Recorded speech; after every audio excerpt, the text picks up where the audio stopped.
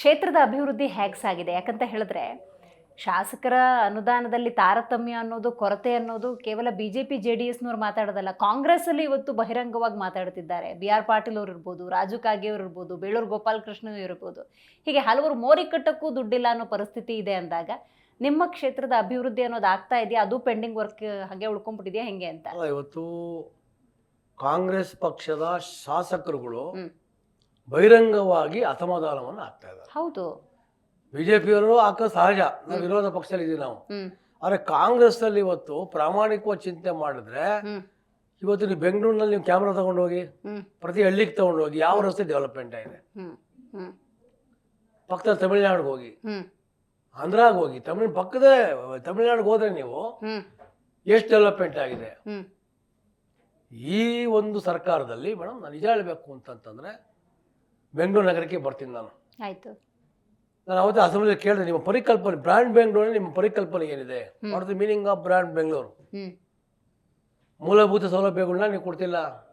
ಕೊಡ್ತಾ ಇಲ್ಲ, ಮೂಲಭೂತ ಸೌಲಭ್ಯಗಳು ಕೊಡಬೇಕು. ಬರೀ ಬೆಂಗಳೂರಿಗೆ ಹೋಗ್ಬಿಟ್ಟು ಯಾವುದೋ ಒಂದು ವೈಟ್ ಟ್ಯಾಪಿಂಗ್ ಮಾಡಿಬಿಟ್ರೆ ಡೆವಲಪ್ಮೆಂಟ್ ಆಗಲ್ಲ. ನಿಜ. ಇವತ್ತು ಜನ ನೆಮ್ಮದಿಯಾಗಿರ್ಬೇಕು ಅಂತಂತಂದ್ರೆ ಮೂಲಭೂತ ಸೌಲಭ್ಯಗಳನ್ನ ಬೆಂಗಳೂರಿನಲ್ಲಿ ನೀವು ಮಾಡಬೇಕು. ನನ್ನ ಕಾನ್ಸ್ಟಿಟ್ಯೂನ್ಸಿಗೆ ನೀವು ಸ್ವಲ್ಪ ಅಮೌಂಟ್ ಕೊಡೋದು, ಕಾಂಗ್ರೆಸ್ ಶಾಸಕರಿಗೆ ನೀವು ಜಾಸ್ತಿ ಅಮೌಂಟ್ ಕೊಡ್ತು ಅಂತಂದ್ರೆ ಇಡೀ ಬೆಂಗಳೂರು ನಗರದಲ್ಲಿ ಸಮಗ್ರವಾಗಿ ಡೆವಲಪ್ಮೆಂಟ್ ಆಯ್ತು. That is brand Bengaluru. ಬರೀ ಬಿಜೆಪಿ ಪಕ್ಷದವ್ರಿಗೆ ಒಂದಿಷ್ಟು ಅಮೌಂಟ್ ಕೊಟ್ಟು ರಸ್ತೆಗಳು ಹಳ್ಳ ಗುಂಡಿಗಳು ಬಿತ್ಕೊಳ್ಳೋದು, ನಿಮ್ ರಸ್ತೆಗಳನ್ನ ಒಳ್ಳೆ ರಸ್ತೆಗಳು ಮಾಡಿದ್ರೆ ಇದು ನಿಜವಾದ ಬ್ರಾಂಡ್ ಬೆಂಗಳೂರ?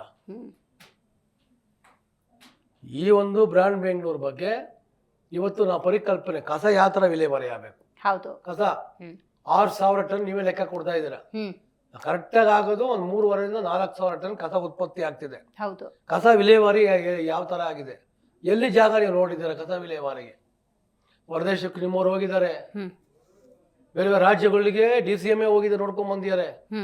ಇದೆಲ್ಲವೂ ಮಾಡಿ ಮೊದಲು ನೀವು ಎಲ್ಲೆಲ್ಲಿ ಕಸ ವಿಲೇವಾರಿ ಘಟಕಗಳನ್ನ ಮಾಡಬೇಕು, ಯಾವ ತರ ಮಾಡಬೇಕು, ಇದ್ರ ಬಗ್ಗೆ ಒಂದು ಚಿಂತನೆಯನ್ನ ಮಾಡ್ತಾನೇ ಇದ್ದಾರೆ ಹೊರತು ಇದುವರೆಗೆ ಸರಿಯಾದಂತ ಕ್ರಮ ತಗೊಂಡಿಲ್ಲ.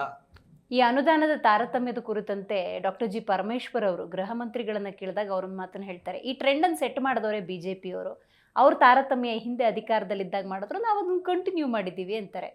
ಈಗ ಭಾರತೀಯ ಜನತಾ ಪಾರ್ಟಿನಲ್ಲಿ ಕಾಂಗ್ರೆಸ್ ಶಾಸಕರಿಗೆ ಎಷ್ಟು ಅನುದಾನವನ್ನು ಕೊಟ್ಟಿದ್ದಾರೆ ಅಂತ ಅಂದ್ಬಿಟ್ಟು ಬಿಜೆಪಿ ಎಷ್ಟು ಅಂದ್ರೆ ಅವರೇ ಪಟ್ಟಿಯನ್ನು ಬಿಡುಗಡೆ ಮಾಡಲಿ, ಸತ್ಯ ಗೊತ್ತಾಗುತ್ತೆ. ಸದ್ಯ ಗೊತ್ತಾಗುತ್ತೆ.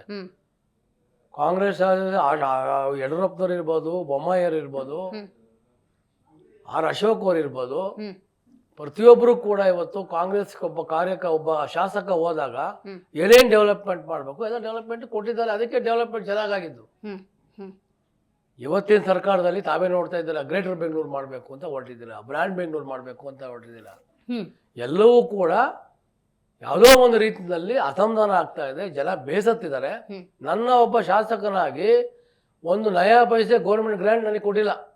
ಒಂದು ನಯಾ ಪೈಸೆ ಇವಾಗ ಮೊನ್ನೆ 25 ಕೋಟಿ ಮಾನ್ಯ ಮುಖ್ಯಮಂತ್ರಿಗಳು ಘೋಷಣೆ ಮಾಡಿದ್ದಾರೆ. ಪಕ್ಕದ ಕಾನ್ಸ್ಟಿಟ್ಯೂನ್ಸಿಗೆ 50 ಕೋಟಿ 70 ಕೋಟಿ ಕೊಡ್ತಾ ಇದ್ದೀರಾ.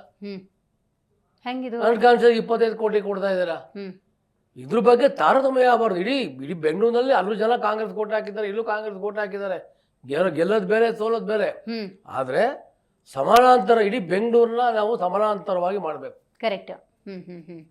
ಇದು ಬಿಟ್ಟು ನೀವು 18,000 ಕೋಟಿ ಸುರಂಗವನ್ನ ನಾವು ಮಾಡ್ತೀವಿ, ಸುರಂಗ ನೋಡ್ತೀವಿ, ಗ್ರೇಟ್ ಸಪ್ರೇಟ್ ಮಾಡ್ತೀವಿ, ಸುಮಾರು 100 ಕಿಲೋಮೀಟರ್ ನಾವು ಫ್ಲೈಓವರ್ ಮಾಡ್ತೀವಿ, ಸುಮಾರು 1,00,000 ಕೋಟಿಯನ್ನ ಬೆಂಗಳೂರಿಗೆ ನಾವು ತಗೊಂಡ್ಬರ್ತೀವಿ. ನಾವು ಸಾಲ ಮಾಡಕ್ಕೆ ನೀವು ಹೊರಟಿದ್ದೀರ ಹೊರತು ಈ ಫಸ್ಟ್ ನಾವು ಕೇಳ್ಕೊಳ್ಳೋದು, ದಯಮಾಡಿ ರಸ್ತೆಯನ್ನ ರಿಪೇರಿ ಮಾಡಿ, ಫಸ್ಟ್ ರಸ್ತೆ ಮಾಡಿ. ಒಂದು ನಚಿಕೇತ್ ಅಂತ ನಮ್ಮ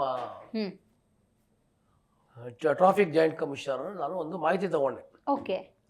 ಕಳೆದ 2 ವರ್ಷದಲ್ಲಿ ರೋಡ್ ಆಕ್ಸಿಡೆಂಟ್ ಸತ್ತೋರು ಎಷ್ಟು ಜನ ಅಂತ 2 years ಇಂದ ಸುಮಾರು 400 ಜನ ರೋಡ್ ಆಕ್ಸಿಡೆಂಟ್ ಅಲ್ಲಿ ತೀರ್ಕೊಂಡಿದ್ದಾರೆ ಕಳೆದ ಇಡೀ ಬೆಂಗಳೂರು ನಗರದಲ್ಲಿ. ಅದರಲ್ಲಿ ಇದುವರೆಗೆ ಯಾಕೆ ಅಂತಂದ್ರೆ ಸುಮಾರು ಜನ ರಸ್ತೆಗಳು, ಗುಂಡಿಗಳು, ಸರಿಯಾದ ವ್ಯವಸ್ಥೆಗಳು ಸರಿ ಇಲ್ಲ. ಈ ದೃಷ್ಟಿಯಿಂದ ಆಕ್ಸಿಡೆಂಟ್ ಅಲ್ಲಿ ತೀರ್ಕೊಂಡಂತ ಜನ ಇವತ್ತು ಬೆಂಗಳೂರಿನಲ್ಲಿ 400 ಜನ ಹತ್ತಿರ ಕಳೆದ 2.5 ವರ್ಷದ ಇರ್ಬೇಕಾದ್ರೆ ತಾವು ಇದ್ರ ಬಗ್ಗೆ ಏನ್ ಕ್ರಮ ತಗೊಂಡಿದ್ದೀರಿ?